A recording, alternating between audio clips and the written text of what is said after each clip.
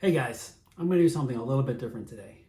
I was actually able to interview someone I know who had just gone to Army basic training in this past summer, and he is in the reserve. So we went through Army basic. He hasn't gone to AIT yet, but I want to start interviewing some people. I like talking to people, getting their stories. So I did an interview with him. So if you're interested in what Army basic is like in 2024, if you're interested in what Army basic training looks like in 2024, then stay tuned.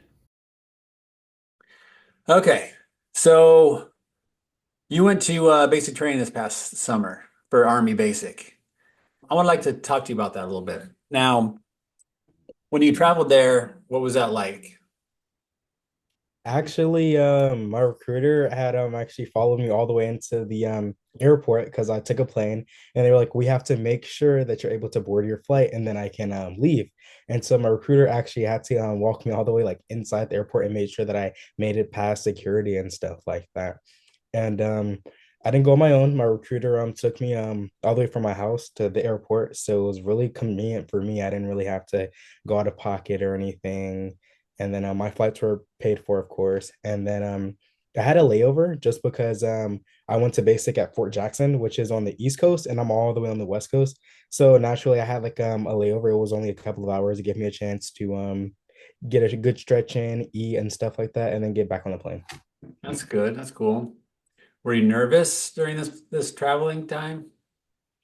No, not at all. I was more of just tired because I didn't get much sleep the day before because I was just so anxious to get out there. So Yeah. I didn't get much sleep, and then like forgetting things here and there. So I was didn't get much sleep. So then when I was traveling, I was trying to fall asleep, but I was still again anxious because basic, it's one of those once in a lifetime type of things. And so I was just a little nervous. Okay. Did you happen to run into anybody that was also going the same place you were going? I did. Yeah. So at the layover, almost every single person that was on the flight from the layover that I had in Texas, they were also going to Port Jackson. So it was really cool to see that like almost everybody there were almost my age because all of the split ups they all go in the summer, and so they were almost all my age, and I got to see them. It was really cool. We got to talk and stuff like that. I met a few people that I would go on and spend the next like 10 weeks with, so it was really nice. Okay. Are you still in contact with any of those people?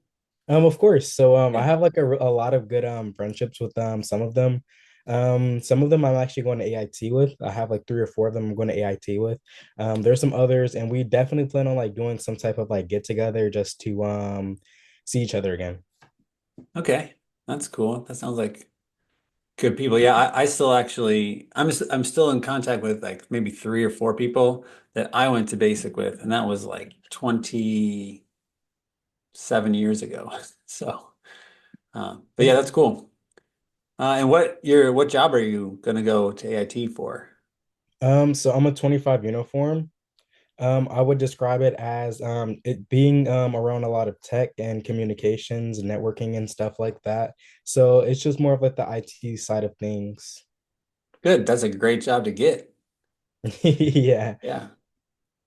You could use that in your civilian life too.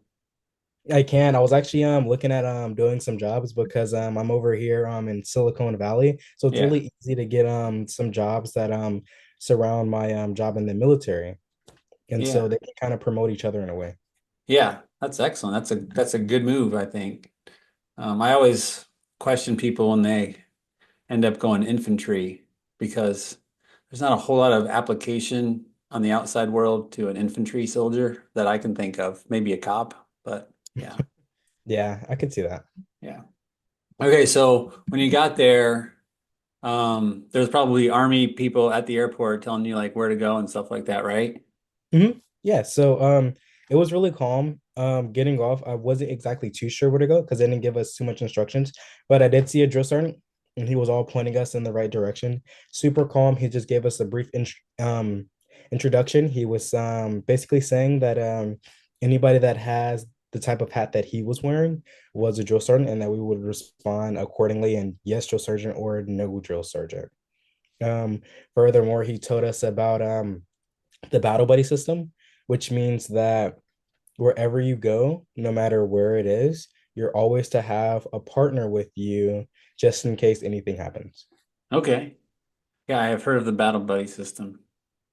So when did they start or did they start like yelling like at you? Okay, so they definitely started maybe a week into it. So we have like our 5 days of reception.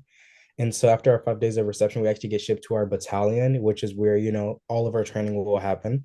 And so just getting there, that's when they started about a weekend. It was a little wild where they started yelling and stuff like that. Okay. Oh, that's interesting. I was in the Air Force basic when I went. They pretty much started right as soon as we got off that bus into our dorm was like right there. So we were called Rainbow Flight because you're called a Rainbow Flight until you get your uniforms issued because Mhm. or Skittles, Rainbow or Skittles, one of the two. Oh. Because you got a bunch of different colors on and you Mhm. don't have your uniforms yet. So, okay. Well, it doesn't sound too bad so far. Um, let's see. So, as far as like physical fitness, would you say that it was a big challenge for you physically? I wouldn't say it's a big challenge at all. And the reason why I say this is because they do a really, really good job of taking wherever you are and then pushing you to do better to where you actually pass the Army Combat Fitness test. And so at first I was a little shaky. I was just a little nervous to see like especially when it came to the run, but they actually do a really good job at building you up so that when you take the test, you can pass it with flying colors. Okay, that's good. So, how long, like when you run, like I guess, what does the test have you run? Like what distances were you running in basic, I would say? So, in basic, as far as so for the actual test that the Army has, it's a 2 mile and you have to complete it under 23 minutes. But to prepare us for this, they would do these split running. They're called 60-130s. And so basically you would sprint for 60 seconds and then you would walk for 130 seconds. And then little by little, as we went on through basic, they would chip away at the seconds until we would be able to basically sprint the whole time, and that helped us with our 2 mile in the long run. So how fast did you run the 2 mile then? I believe it was somewhere around 17 minutes. Okay. So they definitely pushed me. I didn't think I was gonna get anywhere near there, but Yeah. I did it. Yeah, that's pretty good. That's not bad at all. Um, so that's like what, 8.5 minute miles ish, maybe Hmm. something like that. They try to push us. So when we're running, they say that we should be able to complete a mile in under 8 minutes and 30 seconds. Okay. With that, it would be a little less than 2 minutes per lap that we do on the track. Okay. I like that. I think that's a good idea. Like maybe they've changed things for the better over the years, but that makes sense that you want to get someone to the physical fitness that they need to be at, and not expect them to be it right away. So that's kind of cool. And let's see. Did you like your drill instructors or instructors? Some of them, there was others that I didn't agree with personally. I could definitely understand where all of the drill sergeants were coming from at the time, but there was some that did really good jobs at at coaching and mentoring. Um, and also while also being there to discipline the soldiers. So there was definitely some drill sergeants that I think did a really good job and they had a really good balance when it came to all of those qualities. Okay. Well, that's good. That's good to hear. You don't want people like abusing their power, getting on some kind of a power trip or something like that. Of course. Let's see. So, how long after you got there did you like get all your uniforms? So we actually got issued our PT uniforms the night we got there. Okay. Um, so they did this thing in reception where we stood up for more than 24 hours basically. And so they would switch out our drill instructors every like I want to say 8 hours or so. And so as soon as we got there, once we got our personal uniforms, everybody got sized for uniforms, and then we got them. And then they had us mark our bags with tape so that they could identify the bags later on. And so basically, they had us put all our civilian clothes into the bag that everyone was instructed to bring. And then after that, we would wear PTs until we would get our OCPs. Okay, that's cool. So you're saying you say for 24 hours you were like standing up? Is that what you said? Yeah, Is that, they kept us up. We didn't get any sleep when we got there. They started the process right away. oh, so you were up all night? We were. Wow. That sounds like not very much fun. Okay. Um, how about you get like did you get 4 sets of OCPs?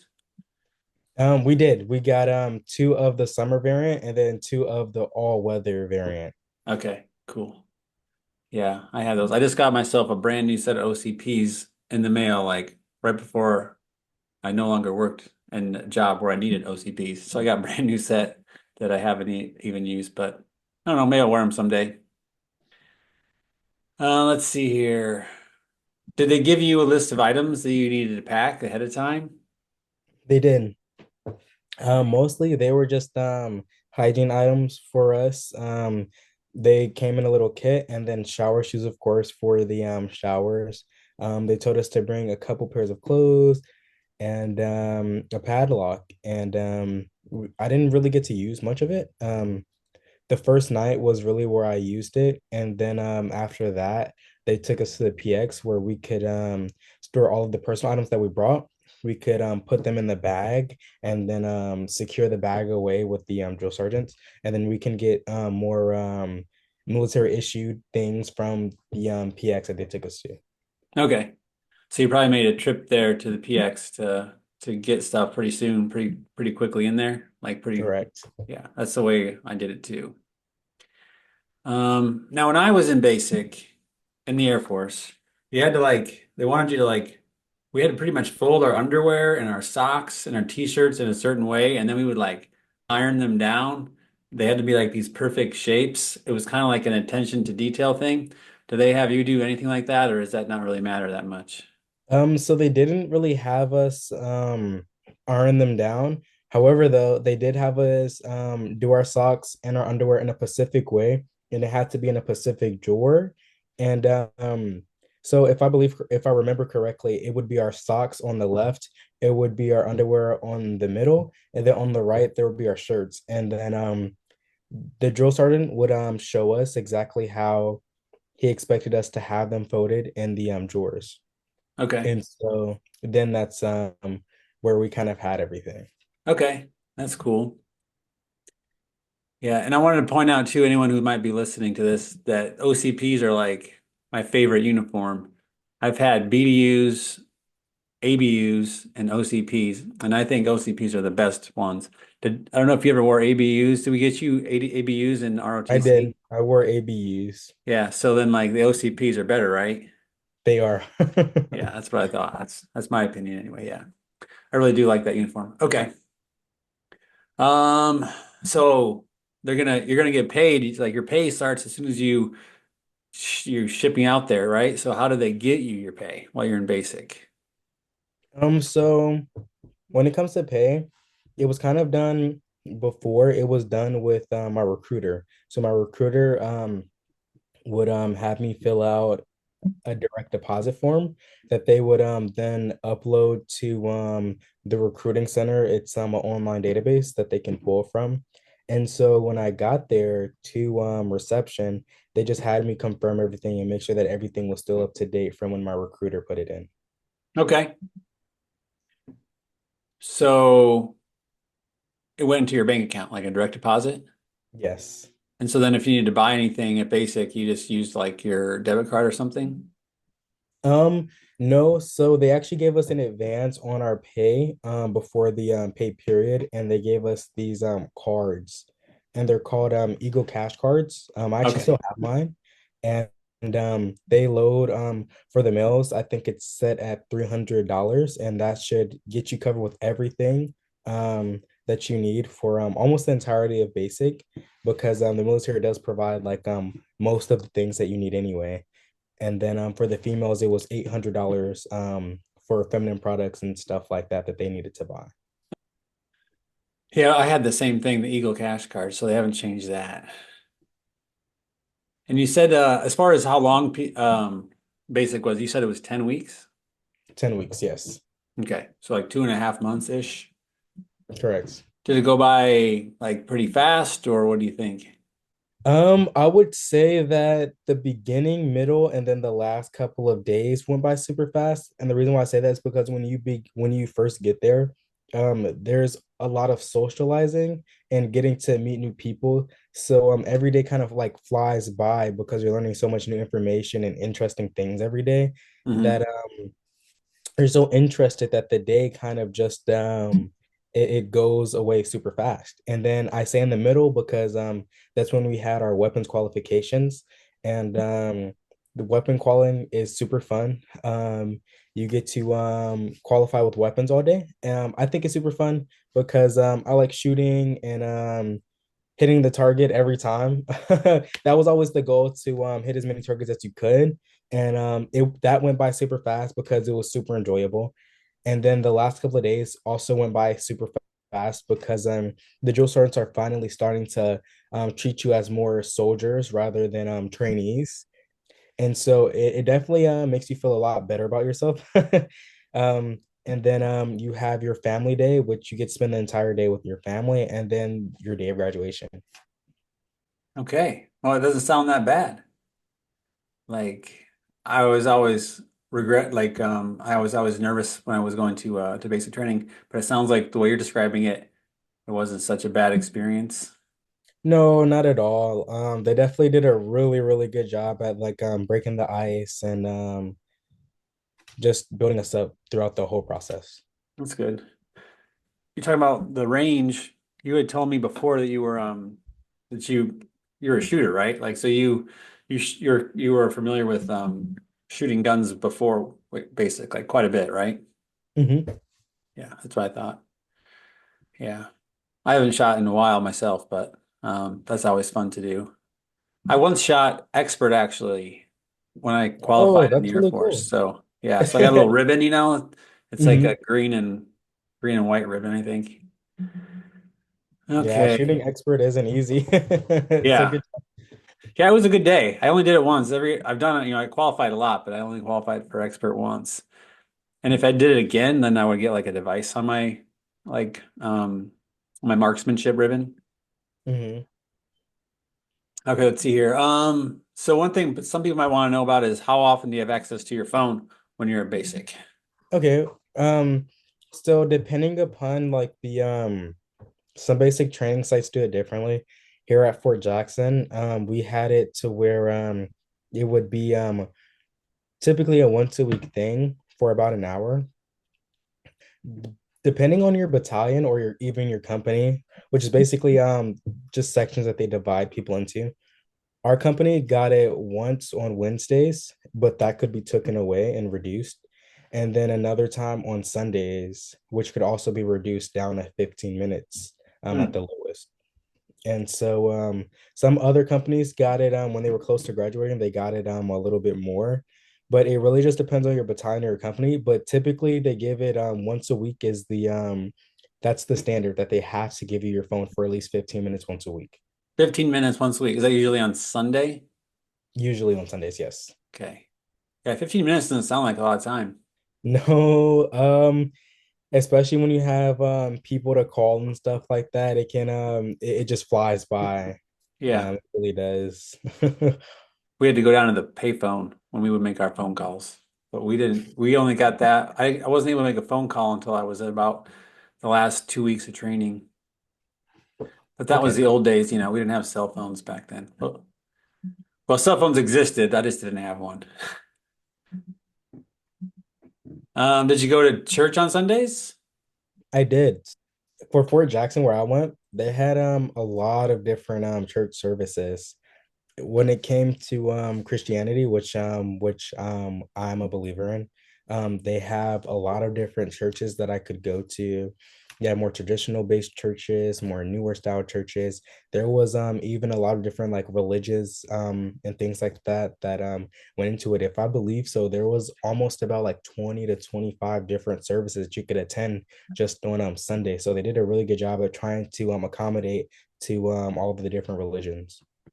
I also did that too. I went to church on Sundays when I was at basic. It was kind of fun. We would sing, like all that sort of thing. So for PT, besides running, I'm assuming you did calisthenics. We did. Do you do Um, calisthenics without any equipment, or do you have bands, or what is that like? so typically it's without equipment. And then the most famous one is the push-up. We did that definitely a lot. The front leaner rest position, we did that definitely a lot. When it comes to equipment, we did have our trap bar deadlift, which is almost it's the same as the deadlift, except the form is just a little bit different.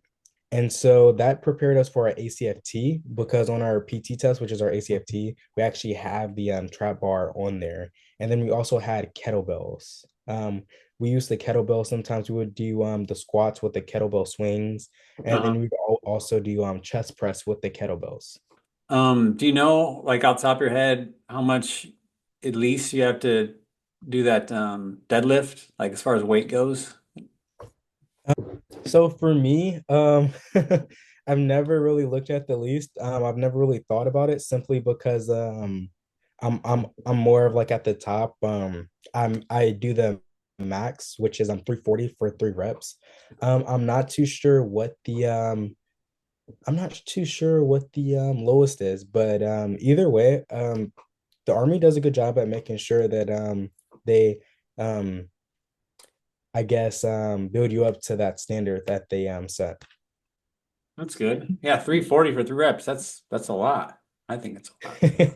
Yeah, Do they do the hand release push-ups, right? we do. Yeah. Do you do like any other weird calisthenics? Is Maybe it our sprint dragon carry. sprint, drag, and carry? Yes, Do you have to do a sprint and then you gotta drag something and carry something? correct. So we start on the floor, completely like face down on the floor, and then we have to do one push up, and then we have to sprint off. We have to go all the way down the track, and then we have to come down the track, and then we have to carry this kind of sled, and it has weights on it, Yeah, and I've you seen have to that. pull that. You have to drag it across the line at the end of the track and then come back with it. And then after that, you have to shuffle, sideways shuffle down and back. And then after that, you're going to get kettlebells in your left and right hand. And then you're going to go all the way down, running as fast as you can, and then come back and then place them down. And then it's definitely, oh, and then you have to sprint all the way down and then back again. So it's definitely super tiring.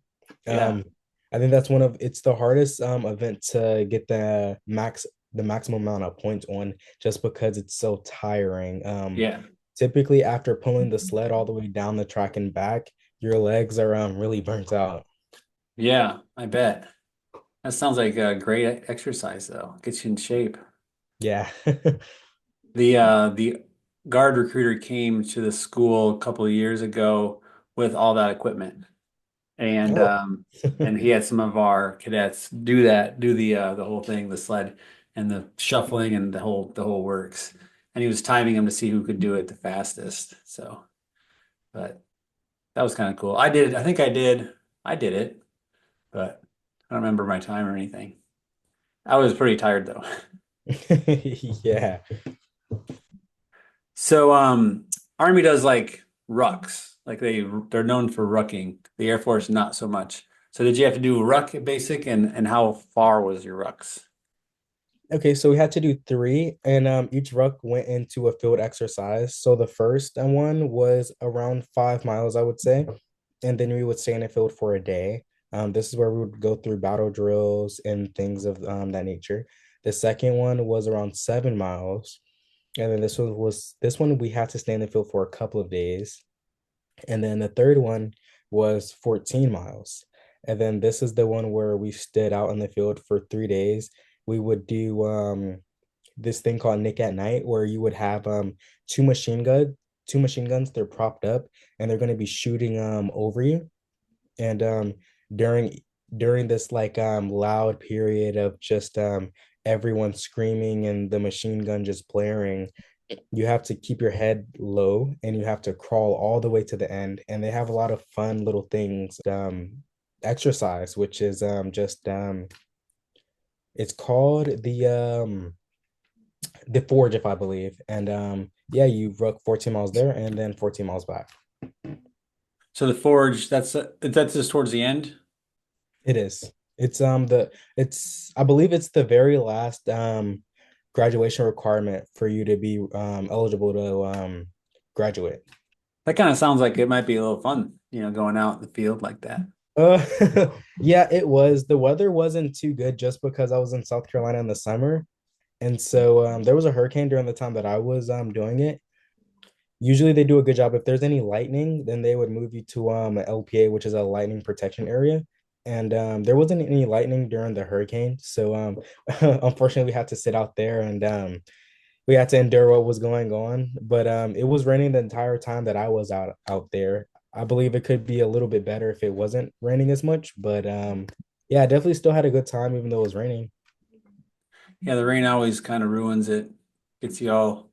Then you got to make sure you're changing your socks out, right? Because you don't want to have moisture in your foot in your boots. Get like, Exactly. yeah. Yeah. How about do you have a favorite thing? Like, what was like the favorite thing about basic? I would definitely say it was the buddy team live fire. And so the buddy team live fire is basically where you want a battle buddy. You guys have different sides of the lane and you would have enemy targets that would pop up, and then you would work on your communication skills when communicating with live fire. We did have live fire, was live rounds and stuff like that. And so you had to work on your communication skills while you guys were still attempting to defeat the enemy, and live shots were going off. So it was definitely really good for team building, really good for communication. And my favorite part was that definitely the grenades. The grenades were really cool too. So during the buddy team live fire, you got two of them, and you would throw them at the enemy and stuff like that, while also communicating to your battle buddy what's going on. So it's really cool. So they're like simulated grenades, or Sure. So they're fake grenades. They actually they have explosives in them, but they're just not as powerful as like the real ones that we do throw later on. okay. So they have something in them to make them make a loud noise when you throw it, but Mhm. doesn't really damage people. Exactly, exactly. Okay. That's cool. Yeah, that sounds like fun. How about the thing that you liked the least, or the thing that you did not like about basic? I would say the ruck back only because we did a lot within like a short period of time. And being soaked for that long, all of my equipment was like it was double the weight. So my OCPs, when those get soaked, they're really heavy. And so also my rucksack and the things inside my rucksack. So everything got twice as heavy as it was before, even my boots and my socks and stuff like that. It was completely pouring.